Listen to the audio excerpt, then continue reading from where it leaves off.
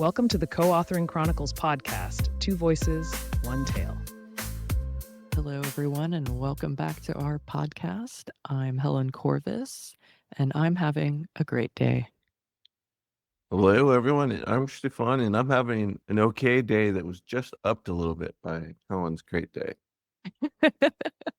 Thank you. That's what we're here for. We're here to spread joy. Yes. I didn't know that, but I'm down with it. Today, we're here to spread joy. Okay, awesome. Anyway, so for today's podcast topic, we are going into something controversial. What is it, Steaphan? What we're saying or asking here is, are indie authors quitters? And when we say quitters, I think what we're referring to is, as an indie author, it can seem like it's just so much easier as to publish your work yourself. As Nathan Lowell said in our last episode, anyone can be a writer. Just grab a free web page and publish your blog or get on Archive of Our Own, AO3.com, and you can just put your stuff right up there. No stumbles, no bumbles, other than you just writing whatever you want. So when we say are indie authors quitters, that's what we're asking. Have they taken the easy way out? Yes. And in the old days, they used to call those folks, are you doing vanity publishing? You just want to say you got a book out there, and it's all about all the I don't know, cred or whatever, but vanity publishing. And that's what we're here to answer today. So what's first up on our list? First up on the list is actually, I just wanted to make a comment. It's now that I've actually gone through it a few times. I got to say, even if it is a vanity publishing, oh my God, writing an entire book is hard. That's work. Yes, for sure. Yeah. So on the effort side, definitely not for the quitter mindset. I should say not. The amount of episodes we've published about getting unblocked or staying motivated, all of it should be an indication of something. But anyway, all right, let's talk first about traditional publishing. So, how does traditional publishing work? As once was explained to me by somebody with a master's in fine arts of writing, first you go to college, then you go to graduate school, you get your MFA, and then before you're even allowed to write your book, you have to go work you have to work as an editor at a publishing house, and you have to earn your stripes, so to speak, by working there. And then maybe, just maybe, after some years put in there, you'll get someone to consider your book. Yeah. And that's after sending your query letters out, hundreds of them. Sometimes I've heard query letter is basically a fancy version of your book blurb or your back content. And there's even a podcast. What is that? Oh, the shit no one tells you about writing, I think is the name of it. And it's a podcast where I think they're all agents in real life, but they basically go over query letters, responses, and they usually tear them apart, but they also lift up good ones and they make commentary on what's good, what's bad. But the takeaway is that it is like an art to create these query letters. And honestly, from my paths and listening to people talk about their query letters, is there's no correlation between query letter. Really, there's no strong correlation between query letter and getting a book deal. It seems kind of random to me. And I've heard really great query letters that don't get book deals, which is the common, and then okay query letters that get book deals just because they caught an agent and a publisher on the right day with the right themes in the news on the right topic, and it just kind of happened.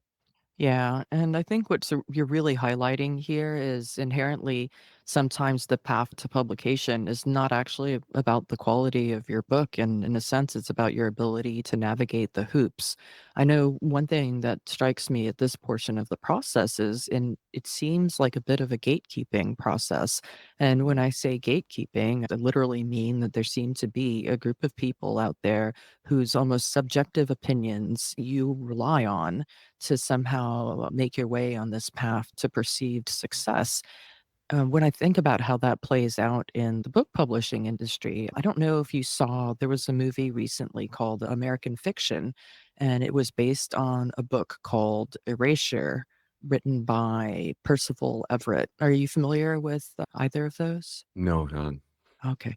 It's actually almost exactly about this topic. Basically, it's a satirical novel, and it's actually about like the way that African American literature gets treated in publication. And it's basically, and I recommend the movie totally. I haven't read the book, but basically, the main character is a professor of literature, and he writes like academic novels that reference like Greek mythology, but every time he gets published, like he gets shelved in like the black author section. This is a publication about mythology.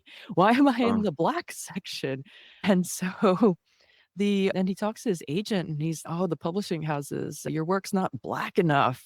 And then he's confronted by his nemesis who's written a book called Weeze Lives in the Ghetto, and it's full of cliches and stereotypes.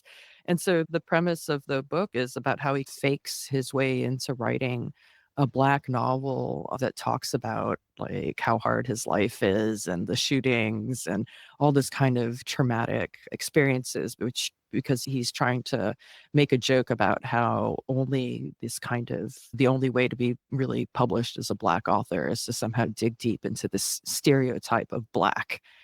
Yeah, it was a pretty entertaining and book, but I think about that, like, when I think about these efforts that we run into to read female authors or to read, like, Olivia Butler, who's a great author, but also called out because she's a Black female author, which seems to be somewhat of a unicorn, and it's sad. So yeah. anyway, so back to gatekeeping, that was what just sorry, feel like I've gone off on a tangent. But I do feel that there's quite a bit of gatekeeping in tradition. Why does Clive Cussler get to publish 80 novels about under the sea exploration and I couldn't grow up and get enough queer fiction to save my life? Yeah.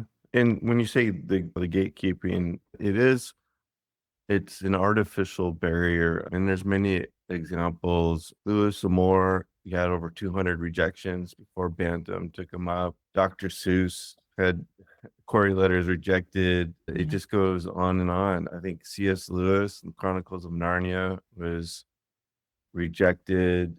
And I think it even got bad remarks like it's horribly written and all these things. And so, I mean, I guess it boils down to authors betting the future of their novel or maybe their authoring career on the opinions of a couple of people, Mm, whoever happens to read yeah. their letter and their Yes. material. All right. So now that I feel like we've established and I know we've had previous episodes, I think, on how tricky it is to get published or even to be successful as an author. What next? I think we're going to talk about, we gave a preliminary read into this, but the easy road, that indie publishing's easy. And so that's why we're all doing it. I'll just say there's a lot of misconceptions there for those that have not taken the supposed easy road, is that indie authors do all the things that a publishing house does. Many of the things are the same process. We do the bookmarking, we do the getting our novels ready for layout, typesetting. We have to go through the editing phases, and then hopefully we're hiring professional editors, if you have an art team, setting that up. And honestly, in today's world, a lot of the big traditional New York publishers, they aren't even doing a lot of this extra stuff for quote traditionally published authors. For example, most traditionally published authors now, they're not doing fancy art teams. They're not even often today, not even doing a whole lot of book marketing for authors. So it's like, why maybe back in the glory days of trad publishing, but today they're not giving authors all those extras. So the author still has to do a lot of Mhm. these things that indie authors are doing. Okay. So it's funny because I feel like we've moved the bar and now we're just saying nothing is easy. Mhm. Nothing is easy anymore. A little bit, but when you do something, what is that saying? You do something you love, you don't work a day or something like that. Okay, you So know what? I have a lot of issues. I'm sorry, you're gonna set me off here, but it's like, mhm, well, there's two things I want to say, and one is, if work was fun, I'd be working like on a yacht, having someone feed me grapes or something like that. Anyway, yeah, is it? I don't know. We get split hairs on that. okay, Like, okay, let's is let's the move. hard work fun? No, but is what you're doing give you internal energy? Yeah. You know what I mean? I don't know. I hear what you're saying. In some Yeah. aspects, I think it almost is a good tie-in to why an author wants to choose indie publishing, which we've, in a kind of a joking way, referred to as the quitting route, which is to Hmm. choose indie publishing. But in some respects, I'm hoping part of that reason is because it actually, when you do the work, you know why you're doing the work. It's exactly, hopefully, for something you had a lot more control over when you wrote it, and also in the rest of it. I don't know. Hopefully, that's a good segue into some of the reasons why authors might actually choose to do indie publishing or independent publishing, what we've jokingly referred to as quitting, the quitting route, which is quitting traditional publishing and doing it yourself. I'd like to hope there's a little more fulfillment there. What do you think? Yeah, and I think there's a lot more because essentially you're running your entire business, so your success is fully self-earned. You can't fall back on, I had a really good agent. Oh, you did it all. You wrote a good story. You did all the social pieces, went on podcasts, whatever it may be, but you did it all. So I personally think that is more fulfilling myself. And then also, and I just want to throw in some little tidbits here, like the Alliance of Independent Authors announced a couple years ago that, and several other analytical groups published stories that essentially indie authors are outselling traditional authors now. The scales have tipped. It's not even a sales thing anymore. Now, when you look at traditional authors, people used to think, oh, they're getting millions of dollars when they get a book deal. It's not true. Maybe if you're a top tier Hollywood celebrity or politician, yeah, you might be getting a couple 100,000 or more maybe for a book deal. But average authors, like a normal, if you will, if there is such a thing, non-celebrity authors that do get book deals, they're usually in the five figures, low Mhm. five figures, and their royalties are much, much lower than Mm. a self-published author. I'd like So, to provide some numbers for comparison. If you are fortunate and talented enough to be part of the Women's Professional Volleyball League, you are guaranteed at least $60,000 a year. wow. Did Yeah. not know that. Yeah. I've heard numbers of nowadays of book deals where the author gets $10,000, and five of that's upfront for before they finish writing. Wow, five whole $1,000. Yeah, I stumbled across this artist's website one time and they had actually diversified. So they were painting these really gorgeous, I thought, pieces of work, but the way that they had actually diversified their sales out was by actually printing their art on clothing and textiles and selling that as well. So it's wild how the expression of art has also had to adapt to, I don't know what the right word is, capitalism, money sales, needing to survive. Anyway, go on. No, I think we're on our last kind of Mhm. recap here of answering the question of, Mm. are indie authors innovators, they or are they quitters? I think my opinion, obviously, and anyone who knows me probably wouldn't do this podcast going, of course they're not. And I would say It was that a trick. You were all yes. tricked. Yeah. No. We're not, it's definitely not the easy road, like many think. And maybe as you pointed out, there could be some vanity in there, of course. But that's not the sole reason that most Mm. modern indie authors are doing it. And also that myth that only traditional publishing is the legitimate way, or if you feel like you want to earn your legitimacy, you have to be traditionally published. And I still feel like I listen to a lot of indie authors podcasts and stuff.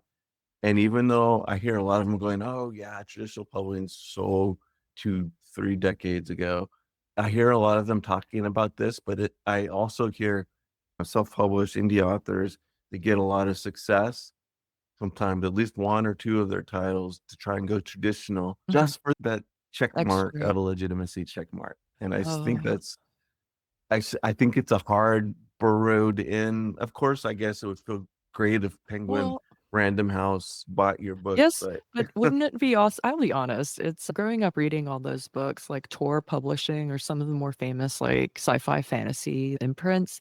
I admit I'd still get a kick if I got if I was able to publish over there. It'd be like a childhood dream. But I would say if there's anything that's being quit, it's let's quit an old paradigm, right? Quit the things that don't actually serve us. Let's move the effort into something that is understandable as opposed to some mystery black box process. and Yeah. I've said it before, I'll say it again, is I would rather be rejected by people that have actually regular readers that have Mhm. read my stories, my books, my novels, than be rejected by an agent who's got 100, 1,000 manuscripts sitting on their desk, Yeah. which are usually digital, but let's just keep that picture in our heads. I'd rather get rejected, yeah, by a reader than by an agent who doesn't have time to actually barely Read has the book. time to look at Yeah. been done. Mm. Um, All right. so anyways, Love it. all right. Any closing thoughts, Helen? Yeah, I think what I'd like to say is sometimes I hear this conception that stuff that is indie published can be of lower literary quality, but I like to think of it as actually being, I don't know if I'm using this correctly, but like generative literature, right? The face of literature can change. The language of English changes all the time.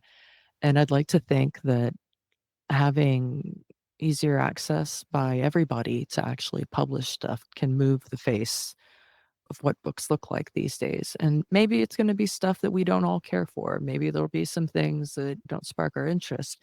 But also, I'd like to think that there's going to be more things available for the individuals out there, right? That we're not all just subject to mass market content. Yeah, because I think you're going to the genres have ebbs and flows from book sales, right? Yeah, And that's one thing that traditional publishers and agents go after is did they write one on a genre that's a hot topic right now or what we think is. But also that misses a lot of the stories that the indie authors can bring from their particular lives mhm, and life stories and experiences. exactly. Yeah. For the rest of us, publishing for the rest of us. That's it. Well, hope everyone enjoyed this episode and we'll keep bringing you new ones. And with that, I bid you good reading, good writing, and we'll talk to you later. Bye.